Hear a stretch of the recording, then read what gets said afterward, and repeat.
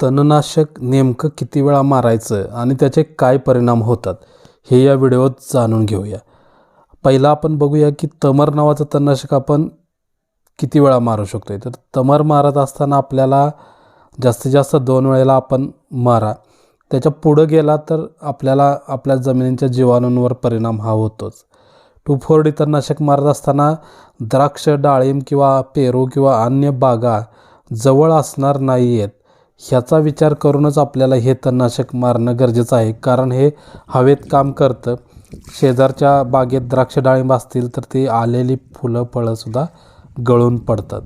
सेंकॉर 2,4-D वापरायचं असेल म्हणजे मेट्रिबिजिन आणि 2,4-D डायमिथिलामाइन साल्ट तर जास्तीत जास्त 3 वेळा मारा.